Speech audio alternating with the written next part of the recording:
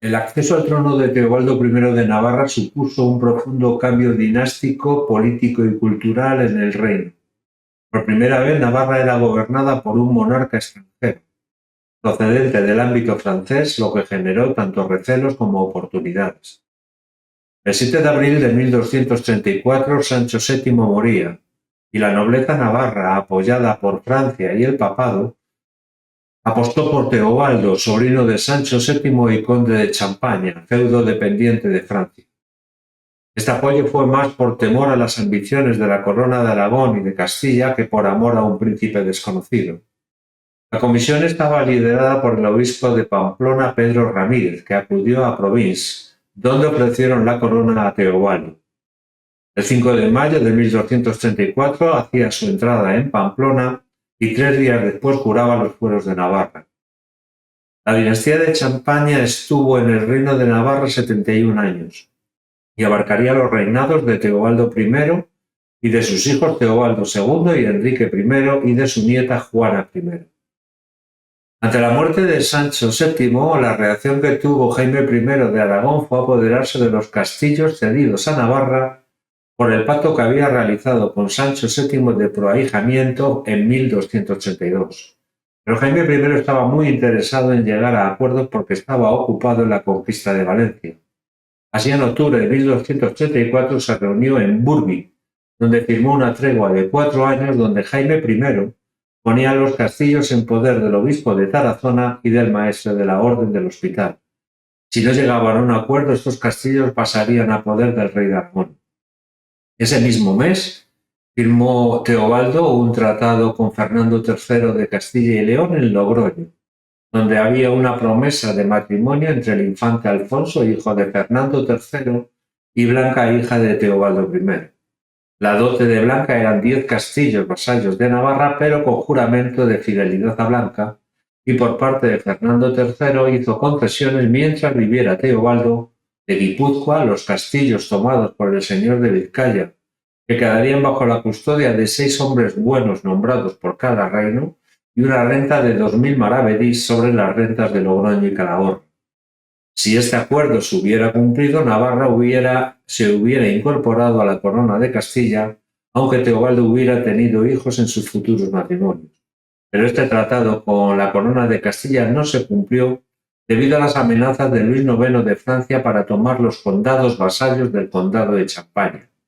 Para reforzar su posición, Teobaldo pactó con el condado de Bretaña el matrimonio entre Blanca y el heredero del condado, con la promesa de sucesión en el reino de Navarra, aun cuando Teobaldo tuviera hijos en futuros matrimonios. Las ofertas realizadas por Teobaldo tanto a Fernando III como al conde de Bretaña no fueron respetadas, ya que Teobaldo, a finales de 1285, tuvo un hijo, Teobaldo, que sería el futuro heredero del reino de Navarra y del condado de Champaña. Después de haber sido jurado como rey, Teobaldo recorrió algunas de las ciudades más importantes y otras pequeñas de realengo, donde confirmó o retocó sus estatutos, y marchó al condado de Champaña para resolver los problemas provocados por Luis IX de Francia. Fue la primera de sus muchas ausencias del reino. Durante estas delegaba el gobierno en un senescal, era una especie de lugarteniente o gobernador nombrado por el rey y que actuaba en su nombre. Al principio eran todos champañeses. Cuando Teobaldo accedió al trono, llegó junto a una serie de colaboradores de confianza de su entorno que actuarían como consejeros personales, funcionarios administrativos y miembros de su casa. La autoridad de estos representantes estaba limitada por el Fuero General de Navarra y bajo la supervisión de las élites del reino. No podían tomar decisiones que comprometieran los intereses de los navarros sin el consenso de los estamentos. Ante el temor del reino que fuera gobernado por extranjeros, la nobleza y las villas impusieron límites al rey, que los cargos clave del reino quedaran en manos de los navarros y que los champañeses solo tendrían funciones cortesanas o administrativas. Cuando algunos de estos hombres acumularon demasiado poder o rentas, se produjeron protestas en la nobleza y en las ciudades, lo que obligó a Teobaldo I a corregir su política. Este rey era además de ser desconocedor del idioma, también desconocía la situación del reino. Nombró una comisión de 5 jueces para que examinaran las quejas tanto de particulares como de entidades sobre las injusticias cometidas por Sancho VII. Además, la estructura política del Condado de Champaña no tenía nada que ver con la estructura del Reino de Navarra. El Condado de Champaña lo gobernaba de una forma personal, como un señor feudal, tenía casi toda la regalía, poder legislativo, judicial, acuñaba monedas y convocaba al ejército, y estaba asistido por un consejo nombrado por él, cuyos cargos eran hereditarios. Teobaldo, cuando inició su reinado en Navarra, se enfrentaba a problemas con la nobleza media, caballeros e infanzones, con la alta nobleza y con la iglesia. Con los únicos que no tuvo problemas fue con los burgueses. La nobleza actuaba con independencia del rey con el pretexto de que Sancho VII había decretado fueros en su contra, y con la iglesia hubo tensiones en las cuestiones económicas y jurisdiccionales. Pero el gran problema que tuvo Teobaldo fue con la nobleza media, los infanzones, así como con la nobleza de sangre, que tenían una serie de privilegios y exenciones reconocidas. Estas ventajas mermaban los ingresos del rey, por eso Teobaldo trató de limitar el número de infanzones y de sus privilegios. La Junta de Infanzones de Oano se convirtió en la defensora de los fueros y de los derechos de la nobleza media. Esta junta era una hermandad que se fundó en el año 1204 por navarros y aragoneses de los pueblos vecinos de Bárcenas para combatir a los malhechores. La Junta se opuso al excesivo número de extranjeros del gobierno, así como al fortalecimiento del poder personal del rey y la erosión de los privilegios tradicionales. A la Junta se le uniría con el paso del tiempo tanto la alta nobleza como representantes del clero. En el año 1235 hubo una revuelta en Tudela. No hay pruebas de que detrás de ella estuviera la Junta de Obanos, pero sí que había coincidencias de intereses y un clima político común. No fue una revuelta contra la monarquía, sino contra los representantes del rey, cuestionando su autoridad y denunciando sus abusos. Se apoderaron de la ciudad, levantaron fortificaciones, saquearon y persiguieron a judíos a los que acusaban de codicia, usura y de no pagar los diezmos. Gracias a la mediación de los obispos de Pamplona y de Tarazona se consiguió una tregua de 3 meses y la formación de una comisión para que estudiara la situación. El tiempo necesario para que Gregorio IX emitiera una bula amenazando con excomunión a los que persistieran en la rebeldía. Teobaldo reaccionó con prudencia y optó por una solución negociada. Reiteró lo jurado en la entronización, restaurar y mantener los fueros y los privilegios, y redujo la presencia de extranjeros en el gobierno sustituyéndolos por élites locales.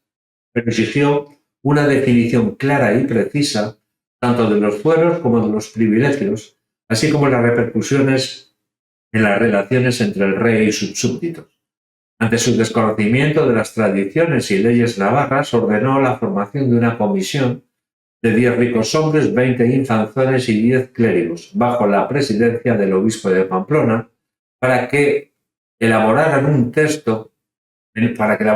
un texto todos los fueros municipales, las leyes y las costumbres del reino. Un año después, en 1238, se redactaría el Fuero General de Navarra, que reflejaba la concepción del poder. El rey reina, pero no gobierna al margen de la ley. Dentro del Fuero General de Navarra voy a destacar 3 puntos. Se pusieron límites al poder del rey. Debe respetar los fueros sin jurarlos, no puede imponer tributos sin el consentimiento del reino, debe gobernar con el consejo de los estamentos y está obligado a administrar la justicia conforme al derecho navarro. En caso de incumplimiento se reconoce el derecho a la resistencia. El fuero también regulaba las relaciones entre los grupos sociales. La nobleza, especialmente los infanzones, ven reconocidos sus privilegios, sus tierras y sus exenciones. Las villas conservarán sus libertades, fueros y capacidad de autogobierno, y el campesinado se verá protegido frente a los abusos de los señores. Y con relación a la justicia, el Fuero General de Navarra regula los procedimientos, penas, derechos procesales y el papel de los jueces y oficiales. Por otra parte, la justicia no se concibe como una prerrogativa absoluta del rey, sino sometida a la ley y a la costumbre. En 1288 moría el obispo de Pamplona, Pedro Ramírez de Piedrola, y quedó la sede vacante durante 4 años. ¿Por qué quedó vacante? Por la división interna que había en el capítulo cardenalicio, la tensión que había entre los intereses del reino y del papado, y también por la injerencia de Teobaldo, que quería asignar un obispo leal para legitimar su autoridad. El elegido finalmente fue Pedro Jiménez de Gazola, que tuvo unas relaciones muy tensas con Teobaldo I, ya que no veía con agrado que el obispo ejerciera el señorío sobre la ciudad de Pamplona. En 1246 el obispo presentó ante el Papa Inocencio IV una denuncia contra Teobaldo. Le acusaba de abuso de regalías, nombrando rectores o vicarios sin consultar al obispo, el quebrantamiento del derecho del asilo eclesiástico y la retención de los bienes del monasterio del Aire contra la voluntad del abad.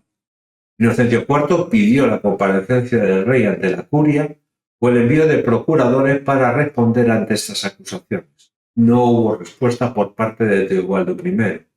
Así, al año siguiente se dictó una sentencia condenatoria contra Teobaldo. El Papa envió al obispo de Lérida para que cumpliera la sentencia y el rey le contestó con evasivas. Al final Teobaldo fue excomulgado y su reino puesto en entredicho.